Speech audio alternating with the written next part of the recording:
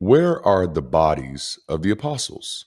If these men walked with Jesus, spread his message across the ancient world, and in many cases died for it, then where are they now? The answer takes us on a journey through cathedrals, crypts, medieval legends, and a handful of archaeological digs. And what we find is less a story of certainty and more a map of faith, memory, and mystery. When it comes to the apostles, the question of their final resting place is a blend of faith, legend, and archaeology.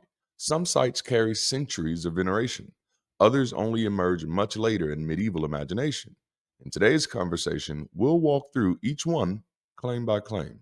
Let's start with Peter. Beneath St. Peter's Basilica in the Vatican lies a first century necropolis. Mid 20th century excavations uncovered bones near the so called Trophy of Gaius, with graffiti that read, Petros Ini, Peter is here. The Catholic Church later presented these bones as Peter's. Earliest testimony comes from 2nd to 3rd century writers who place his martyrdom in Rome.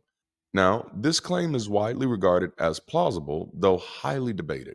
There's a strong continuity of a cult, but the archaeology isn't definitive. Let's talk about Andrew. Andrew is said to have been martyred in Patras, Greece. His relics were translated to Constantinople in the 4th century, then moved west during the Crusades. By 1208, they were enshrined in Amalfi, Italy. His head, long kept at the Vatican, was returned to Patras in 1964. Now, the chain of translations is historically coherent, but like many Crusader relics, final identification is unprovable. Let's talk about James the Greater. This is the only apostle whose martyrdom appears in the New Testament, in the book of Acts, chapter 12, verse 2. By the 9th century, Spanish tradition claimed his body had been miraculously transported to Galicia, where Santiago de Compostela became a major pilgrimage center. Meanwhile, Armenian tradition venerates a head relic in Jerusalem. The Compostela cult is historically important but late. The identity of the bones can't be demonstrated. Let's talk about John, the son of Zebedee. On Ayasuluk Hill, a 6th century basilica built by Justinian honored John's tomb. Earlier writers like Irenaeus and Polycrates already spoke of John sleeping at Ephesus in the late 2nd century. There's a strong local tradition that's anchored early, but archaeology confirms only a tomb was venerated, not whose remains were inside. Let's talk about Philip. Philip's tomb has long been associated with Hierapolis. In 2011, archaeologists announced that they had uncovered what may have been his original grave next to his octagonal martyrium. The tomb was empty. The place is early and secure. The 2011 claim is plausible but not universally accepted. Let's move on to Bartholomew, also known as Nathaniel. Traditions say Bartholomew was martyred in Albanopolis. By the 9th century, relics appear in Benevento, with the major portion later moved to San Bartolomeo all'Isola in Rome. This seems to be a classic case of medieval translation traditions. It's credible as cult history, but ultimately untestable, as with so many before. Let's talk about Thomas, the twin. The St. Home Cathedral in India stands over his traditional tomb. Later traditions say most relics were taken to Edessa and then to Ortonia, Italy, where they remain. This is one of the stronger traditions outside of Europe. It's ancient, consistent, but scattered by multiple translations. Now let's move on to Matthew. The Cathedral of Salerno claims Matthew's body. It was said to have arrived in 954 and then rediscovered around 1080. It's a well documented medieval shrine, but there's no way to establish identity beyond the tradition. Now let's talk about James the Less. This is the son of Alphaeus.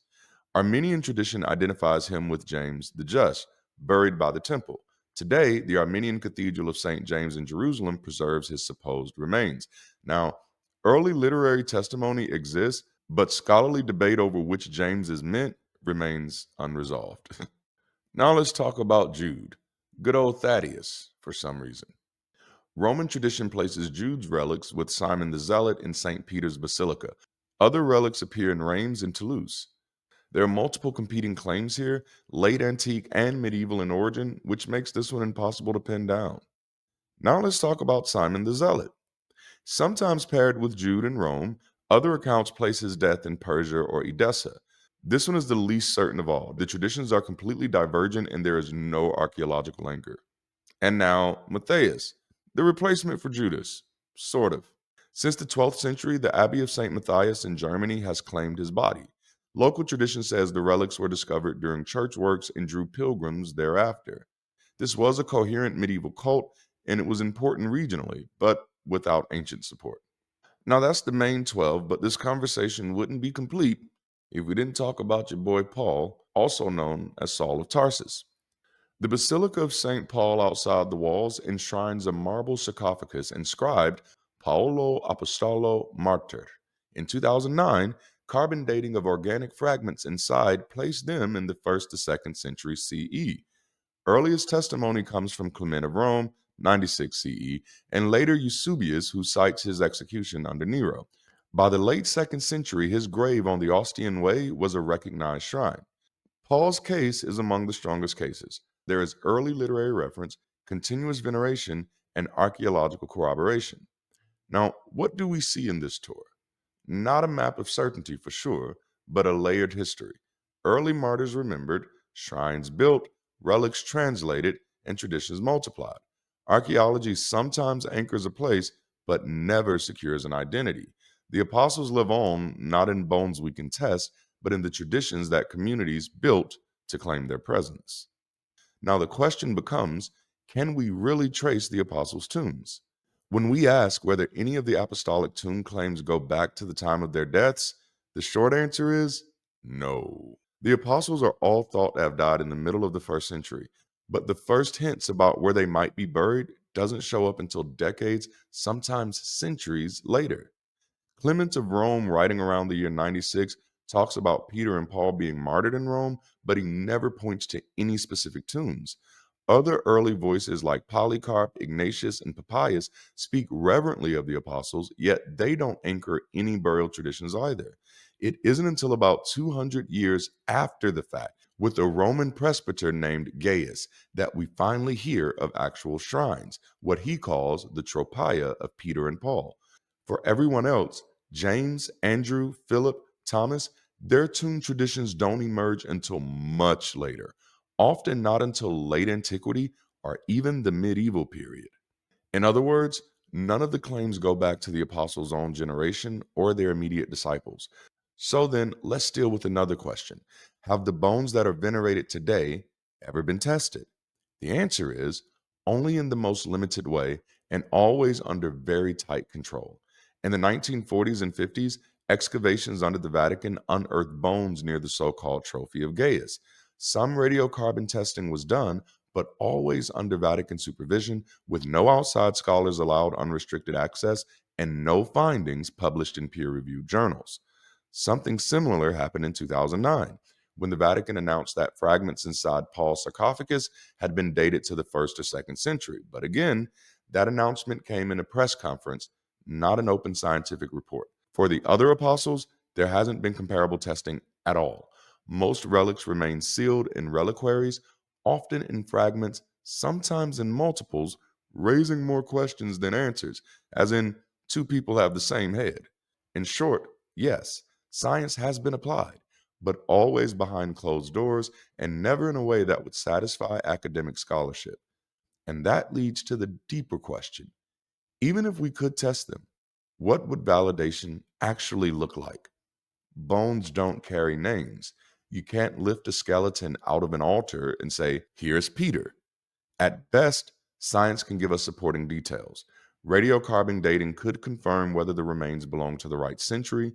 Isotope analysis could reveal where the person grew up, whether in Galilee, Italy, or somewhere else. Archaeology might show whether a particular grave was venerated early, perhaps by the 2nd or 3rd century. But none of that can prove identity. The most it could show is that you have a 1st century individual buried in a place that was honored very early on. That doesn't tell you the name, it only suggests that a community believed that they knew the name. So the conclusion is stark. No apostolic tomb claims go back to the time of their deaths. The scientific testing that has been done has always been tightly controlled, never open to outside verification. And even if a skeleton matches the right time and place, it can never prove that this was Peter, Paul, or any of the others.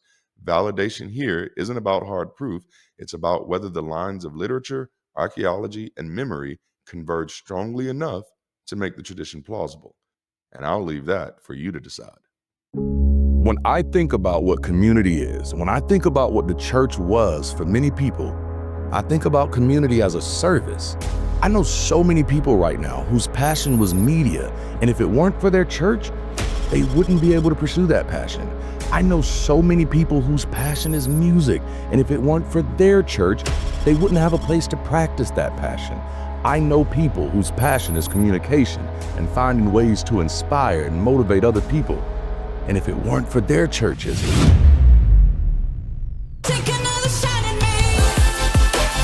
church shouldn't be the only place that meets those needs. It shouldn't be the only place that nurtures our gifts, platforms our voices, and empowers our living. That's why Bridge City Global is building community and creating the space to help you keep rising. Join us October 25th or the 26th in Venice or San Diego, your choice. Our local Bridge City community is having their initial liftoff weekend. And as a way of celebrating, we're hosting our very first Rise event. This is for you. We're about to shed the weight of limiting beliefs and open ourselves to clarity, purpose, and possibility. Through powerful voices and intentional community, you'll not only rediscover your own strength, but also the belonging that comes when we choose to rise side by side.